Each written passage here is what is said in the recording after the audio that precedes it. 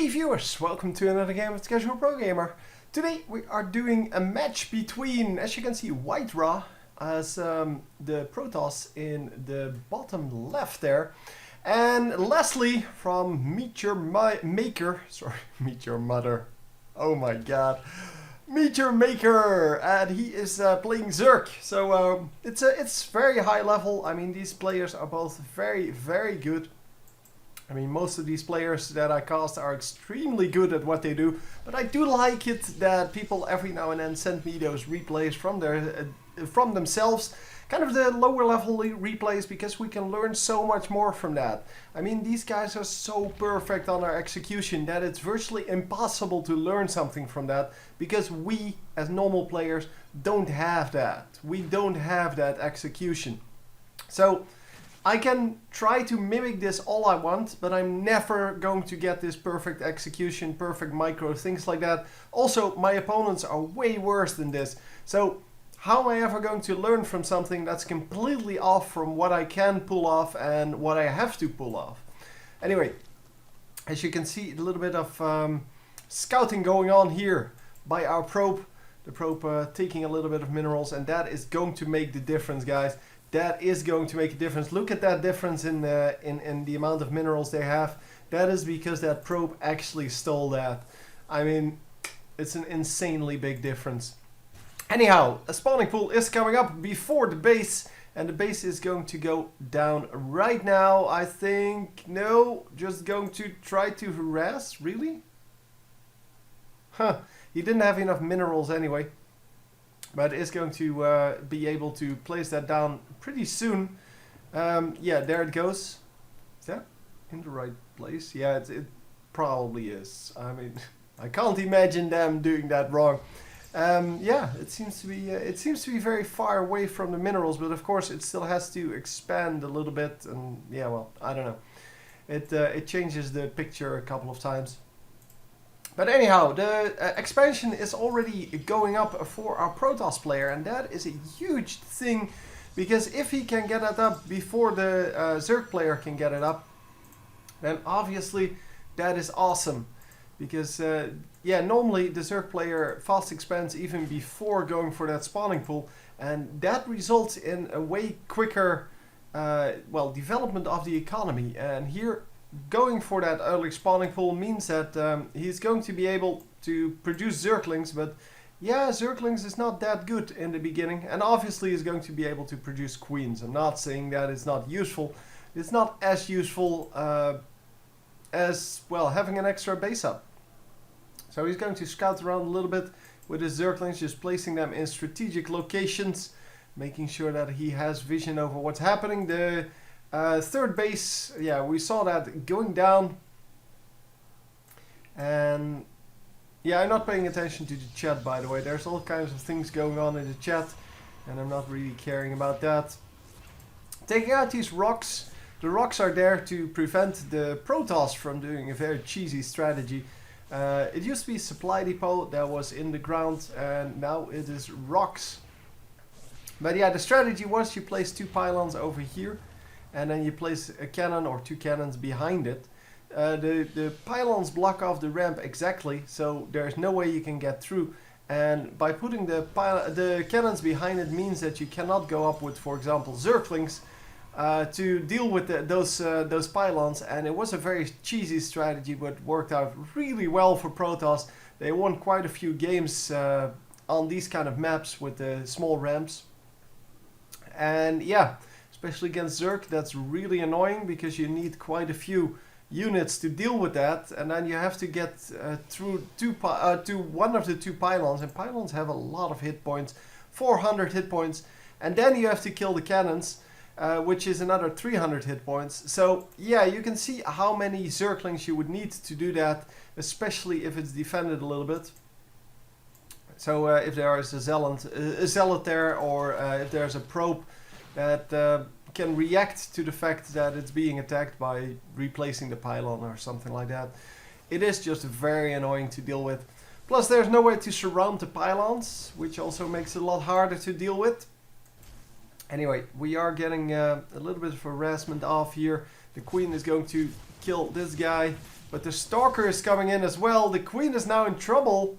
The Queen is in a lot of trouble actually, but the Zealot is in trouble as well. He got surrounded there, yeah, by the drones. And the drones obviously are going to chase a little bit. They kill the Zealot, but the Queen will stay alive. And the Stalker will stay alive. The Stalker is regenerating some health, or some shield, I guess. Because he can't actually regen health. That is only for the Zerg units. The Mothership Core out, and the Mothership Core is going to help out a little bit. But it is getting shot at by this Queen. Queen doing quite a lot of damage to it, in fact. Already taking 70 damage there.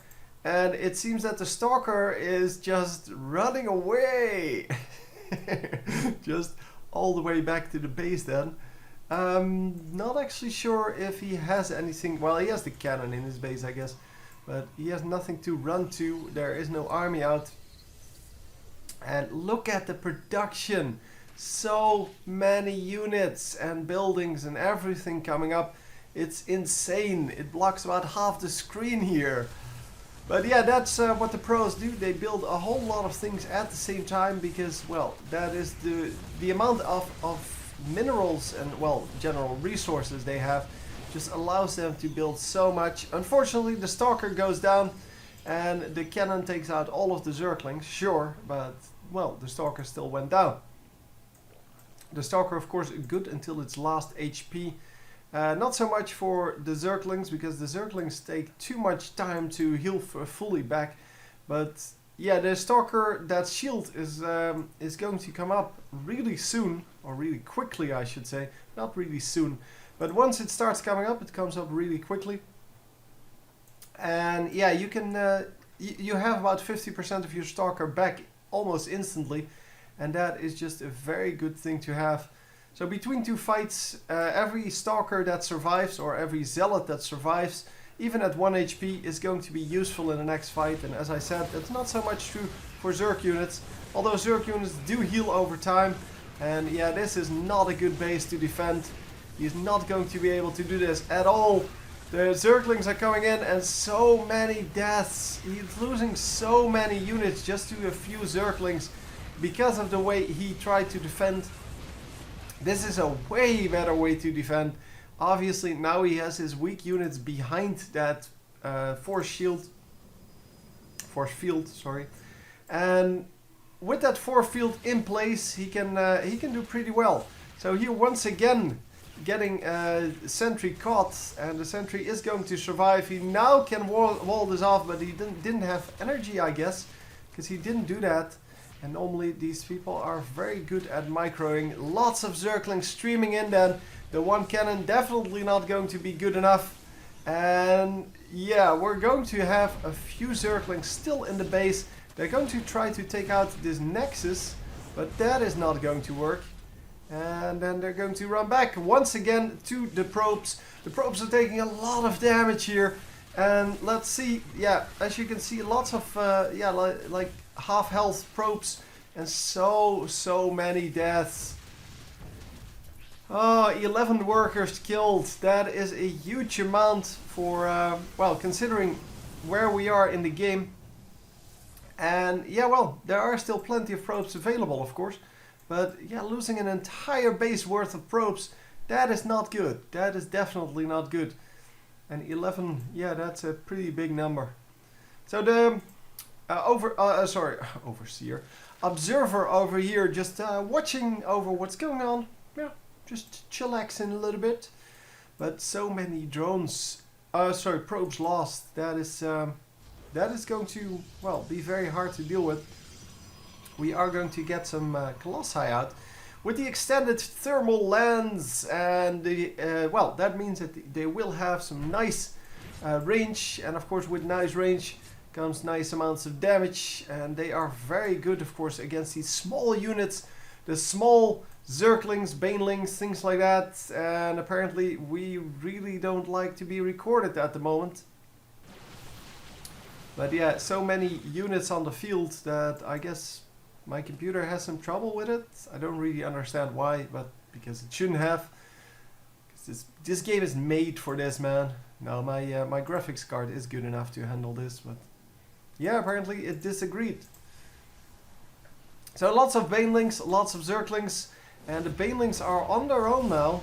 And wow, the slow goes down. So many, oh, so many of them die before they do anything. If they even did any, yeah, they did hit. A couple of them hit, but it is only shield damage, so it is not a problem. All of those banelings were lost. Oh my god, that was so much. Yeah, you can see here he is pretty far behind on that. And now the Protoss, because he knows he's ahead, he is going to stream into this base, and with his observer going to take out all of these creep tumors, which means that the creep is going to recede back into the bases. And without creep spread, the zerglings are not going to be very useful. Oh, but more banelings coming in. Oh, I don't know if they did enough there though, because they exploded en masse on a few of the well, of the units, but definitely not, well, the amount of splash damage he could have, but well, everything goes down anyway. Yeah, well, he did come back in that, but in the top part here we have a few zealots coming in, but the zealots are going to be picked off before they do anything, and so are these. I don't know if he has a pylon. Yeah, he does have a pylon here, but yeah, well, that pylon is going to go down, the probe is going to go down, and obviously that's the end of that. Yeah, he tried to do it, but he couldn't actually make it work. Another base coming up, another 2 bases coming up in fact, for our Zerg player, and yeah, that means so much income that he really can't lose anymore at this point. We saw here that he lost quite a bit early game, but now it's pretty much equal again. And that means because, well, yeah, because they're kind of equal on army. No, sorry, on income. But the army for the Zerg player grows really much more rapidly than, well, the Protoss army. So that means that the Protoss is just going to have this little bit of army. And yeah, I don't know what the workers look like. Yeah, it's 100 versus 73. And that means that, well, 25 of this is actually workers, or 25 of the difference is workers. And yeah, that is of course going to be very significant.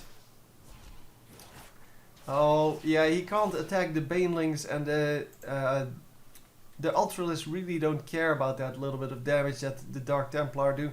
The Dark Templar are going to fly in.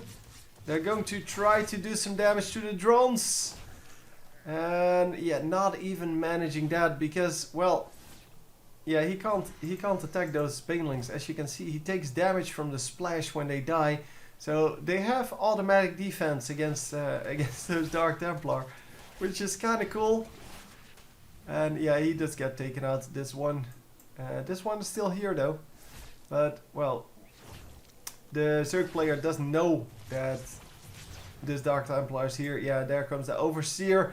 And they get taken out. So Dark Templar, yeah, sneaky unit of course, but against Zerg it still doesn't work. It really didn't work in Starcraft the original and Brood War, but in Starcraft 2 it's still not good because getting an Overseer is so simple, and it takes very little time. So you're going to have a very small amount of time where you can actually do damage. Especially if you do damage to Ultralists first and then, yeah, go into the bases afterwards, someone will have Overseers up, no problem at that point, especially at this level. So we have plenty of banelings coming in once again, and Zealots coming in. The Zealots are going to get sniped by a few banelings. No more Zerglings coming up though. And are we going to be able to suicide on this? Oh, no, no, no. The Zealots are going to spread out. They're going to do pretty nicely so far. But, well, the banelings are still not cleaned up. And, yeah, now they are. But doing a lot of damage there with those banelings. Banelings coming in with the Ultralists here. And, well, the banelings just did the massive damage first.